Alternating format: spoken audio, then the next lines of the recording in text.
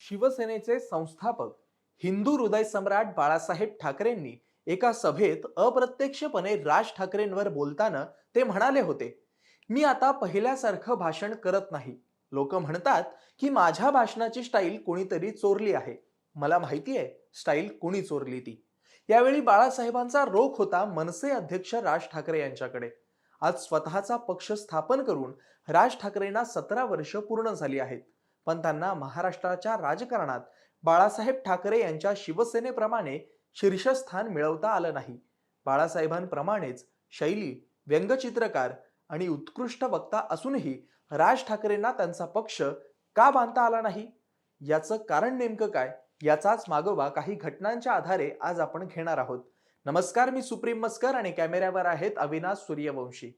हिंदू हृदय सम्राट बाळासाहेब ठाकरेंनी शिवसेना ज्यावेळी स्थापन केली त्यावेळी शिवसेनेच्या राजकारणाचा प्रमुख मुद्दा होता मराठी माणूस.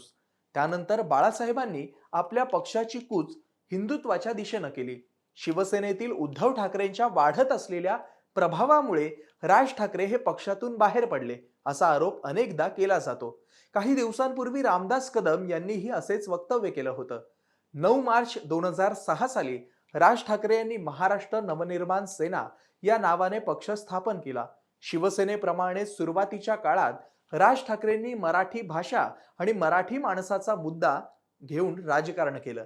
यावेळी त्यांनी उद्धव ठाकरे आणि त्यांच्या सहकाऱ्यांना बायपास करत मराठीचा मुद्दा हायजॅक करण्याचा प्रयत्न केला. 2008 मध्ये उत्तर भारतातून रेल्वेची परीक्षा देण्यासाठी आलेल्या विद्यार्थ्यांना मारहाण केली. मराठी तरुणांना नोकऱ्या द्या, या सर्व नोकऱ्यांच्या मुलाखती मराठी भाषेतूनच घ्या, या मागणीसह राज ठाकरेंनी रान उठवलं होतं. याच प्रकरणात राज ठाकरेंना अत्यंत नाट्यमयरित्या अटकही झाली होती. राज ठाकरे विरुद्ध हिंदी मीडिया अशी थेट लढाई या काळात सुरू होती.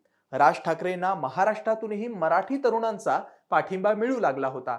राज ठाकरेंना अटक करण्याची चूक तत्कालीन काँग्रेस राष्ट्रवादीच्या सरकारनं केली आणि या अटकेचा फायदा राज ठाकरेंना राजकारणात झाला.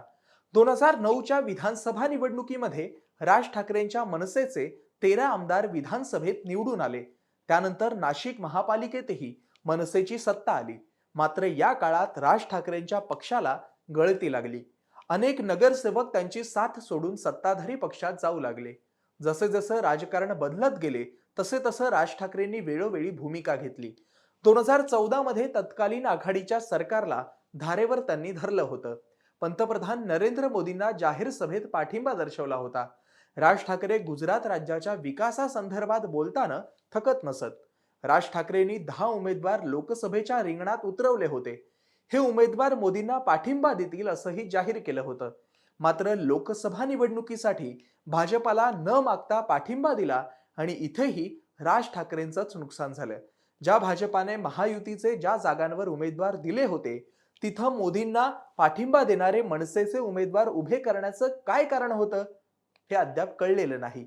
2019 मध्ये राज ठाकरेंनी लोकसभा निवडणुकीत मोदींविरोधात लाव रे तो व्हिडिओ म्हणत प्रचार केला होता. काँग्रेस आणि राष्ट्रवादीने 2019 मध्ये राज ठाकरेंचा मोदींच्या विरोधात प्रचारासाठी उपयोग करून घेतला, पण त्यांना आघाडीत सहभागी करून घेतलं नाही. मनसेला आपल्या 17 वर्षाच्या राजकीय कारकिर्दीत एकही लोकसभेची पायरी चढता आली नाही.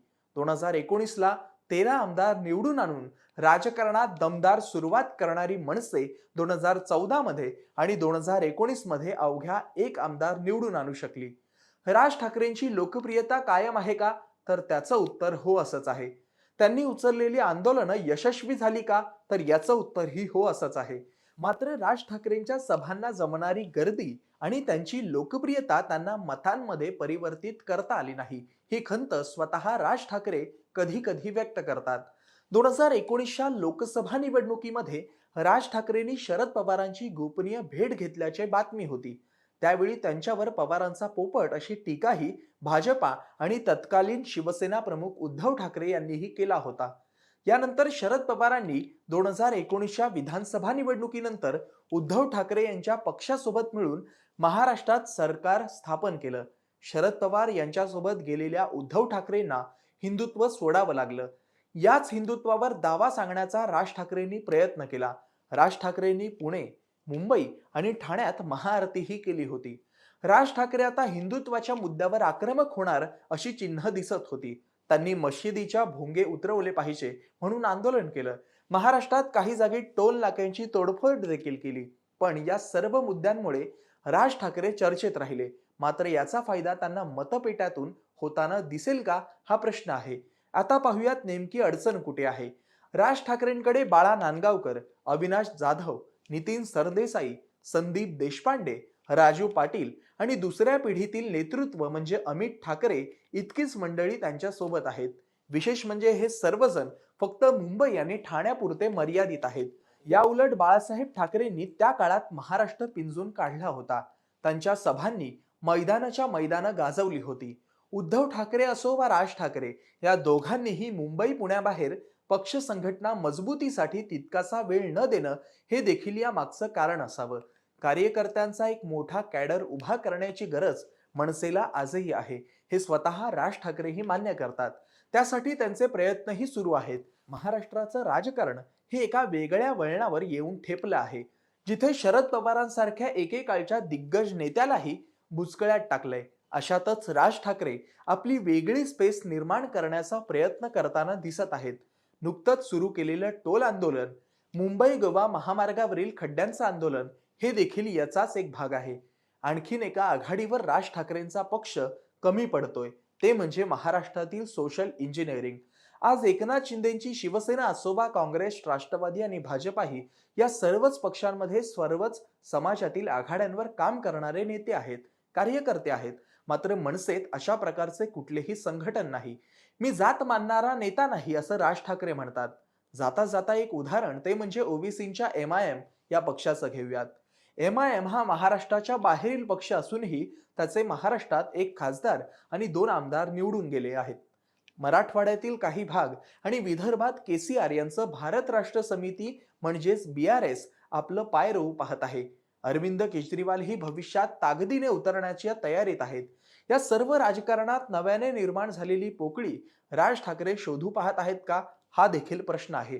तरी तुम्हाला हा व्हिडिओ कसा वाटला हे कमेंट करून आम्हाला नक्की कळवा. असेच माहितीपूर्ण व्हिडिओ पाहण्यासाठी MHA MTBच्या YouTube चॅनलला सबस्क्राईब करा आणि फेसबुक पेजला लाईक करा. धन्यवाद.